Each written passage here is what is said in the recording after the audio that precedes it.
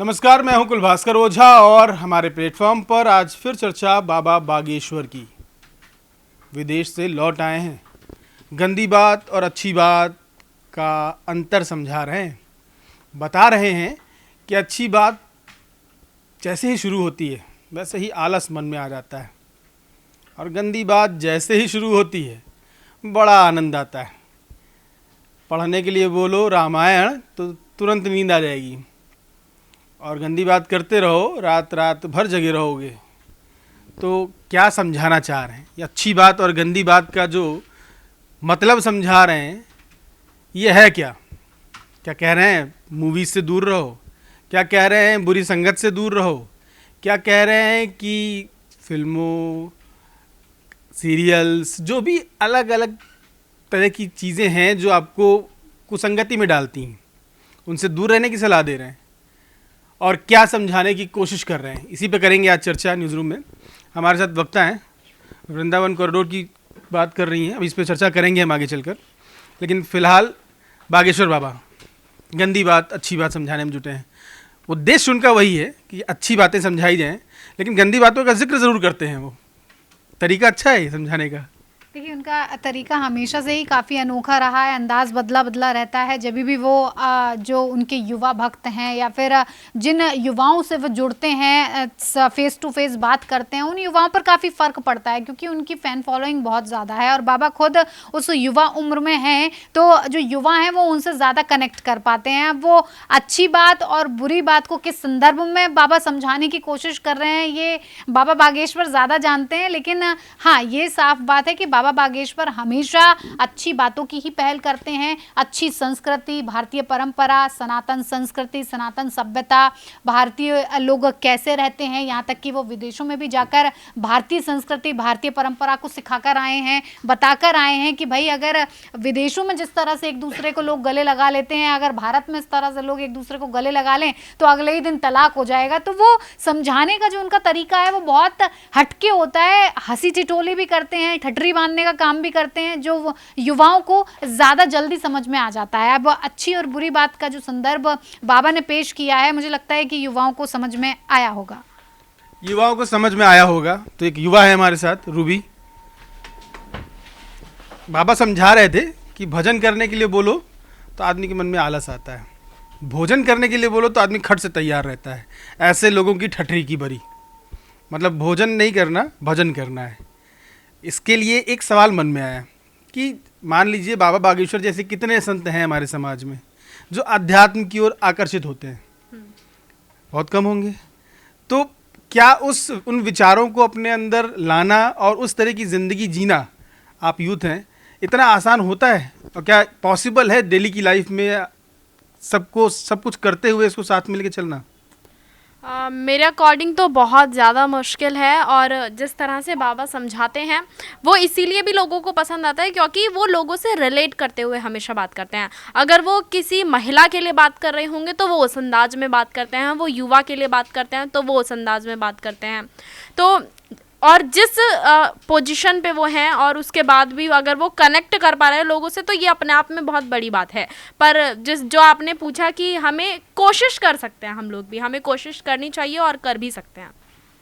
कोशिश करनी चाहिए, हाँ, ये बात एकदम सही है कि सत्संग में बैठना चाहिए, उससे संस्कार अच्छे होते हैं। उनको पूरी तरीके से फॉलो कर पाना बहुत आसान नहीं होता है, लेकिन उसका कुछ अंश भी हमारे अंदर रहेगा तो हम संस्कारवान बने रहेंगे। शायद यही समझाना चाह रहे हैं।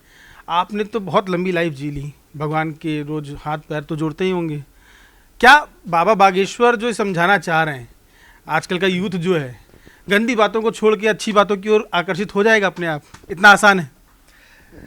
नहीं, कोई चीज़ अगर आसान ना भी हो और अगर वो गलत है तो उसको आसान बनाने के लिए कोशिश तो करनी पड़ेगी। तो बाबा बागेश्वर वो कोशिश कर रहे हैं, ठीक है, युवाओं को मोटिवेट कर रहे हैं। युवाओं के आप मतलब हर उम्र के लोगों को मोटिवेट कर रहे हैं। मतलब ये गंदी बात ऐसा नहीं है कि युवा ही गंदी बात करते हैं और ज़्यादा उम्र के लोग नहीं करते हैं, ऐसा कुछ नहीं है। उनका कहने का मतलब ये है कि क्योंकि युवा वर्ग के लिए थोड़ा सा डेविएट होना थोड़ा आसान होता है, ठीक है ना। कम उम्र होती है, भविष्य के बहुत सारे सपने होते हैं, ठीक है। तो ज़िंदगी का जो कठोर पहलू है, ज़िंदगी की जो चुनौतियां हैं, उसको वो अभी फेस नहीं किया होता है उन लोगों ने, ठीक है, उनको उसका आभास नहीं होता है, तो थोड़ा सा वर्चुअल लाइफ में जीते हैं वो। तो इसकी वजह से कई बार वो उस दिशा की ओर मुड़ जाते हैं जो आम तौर पे उनके करियर के लिए नुकसानदेह होता है, कई बार समाज के लिए नुकसानदेह होता है, और मतलब कि उनके घर परिवार के लिए नुकसानदेह होता है। तो बाबा बागेश्वर के कहने का यही मतलब है कि भाई आप जीवन में आगे बढ़ो, ठीक है, लेकिन अच्छे संस्कारों के साथ आपको ये इस चीज़ का आभास होना चाहिए कि भाई क्या सही है क्या गलत है, ठीक है ना। और उन्होंने एक और चीज़ साइकोलॉजिकल बात कही है कि उन्होंने मनोवैज्ञानिक स्तर को छूने की कोशिश की। उन्होंने कहा कि भाई देखिए क्या है कि अच्छी बातें जो है वो थोड़ी बोरिंग होती है, क्योंकि वो डिसिप्लिन मांगता है, ठीक है ना। तो लेकिन जो बुरी बातें हैं, ठीक है, उसमें इंटरेस्ट बहुत आता है। तो उन्होंने कहा कि अच्छी बातों में बोर हो जाओगे, थोड़ी सी गंदी बात शब्द का उन्होंने यूज किया, लेकिन गंदी बात का मतलब कि कुछ मतलब ऐसी बात जिसमें आपको कोई बंदिश ना हो, ठीक है, आपके मन के मुताबिक हो हर चीज़। तो उस तरह की का माहौल जब होता है तो रात भर आप जगह रह जाते हो, कोई प्रॉब्लम नहीं होती है। जैसे मसलन कि आप कोई OTT देख रहे हैं, आप आजकल तो वो सीरीज का कल्चर बहुत ज़्यादा है, या कोई PUBG खेल रहा हो, या फिर कोई मूवीज़ देख रहा हो, या कोई और गेम खेल रहा हो, तो इस तरह की एक्टिविटीज़ होती है, उसमें रात भर बच्चे खेलते रह जाते हैं मोबाइल पे। तो पापा का इशारा उस तरफ था। अच्छा, बाबा का इशारा उस तरफ था, मतलब वो पापा की परी, दोस्तों की एडल्ट टॉक, चाची की चुगली, आंटी की कानाफूसी, कुछ चीज़ें बहुत अच्छी लगती हैं लोगों को, क्यों बकरा? ऐसा कुछ अच्छा लगता है? चाची की चुगली, आंटी की कानाफूसी और दोस्तों के जो एडल्ट टॉक्स होते हैं, इसमें ज़्यादा मन लगता है। अगर कोई कहे कि इस तरफ चलना है, 4 दोस्त बैठे हुए हैं, उस तरफ भजन हो रहा है, तो मुझे लगता है कि इधर 4 दोस्तों के बीच में हम बैठना ज़्यादा पसंद करेंगे। युवाओं को देखिए चाचा और चाची की चुगली या फिर जो चुगलियां कर रही हैं आंटी बैठ के, उसमें ज़्यादा इंटरेस्ट नहीं होता है, और ना युवाओं को वो भजन सत्संग में भी कम ही इंटरेस्ट होता है। वो लोग अलग ही होते हैं जो भजन सत्संग सुनते हैं या फिर इस तरफ आकर्षित होते हैं। तो वही बाबा समझाने की कोशिश कर रहे हैं, अगर युवाओं को मौका मिलता है तो या तो वो अपने दोस्तों के बीच में हंसी टिटोली करना ज़्यादा पसंद करते हैं, वो इन चर्चाओं में ज़्यादा पढ़ने की कोशिश नहीं करते हैं कि चाची की और मम्मी वगैरह की ये हंसी टिटोलियों में फंसे रहें, या फिर भजन कीर्तन में भी खींच के युवाओं को ले जाना पड़ता है। अरे भाई वहाँ पूजा पाठ हो रहा है, चल लो, कुछ संस्कार ही मिलेंगे। तो वो उन्हीं संस्कारों की बात बाबा बागेश्वर कर रहे हैं। तो सास बहू के झगड़े हों या भाई भाई की लड़ाई हो, सुनने और समझने में बड़ा मज़ा आता है, लेकिन सच्चाई उससे इतर है।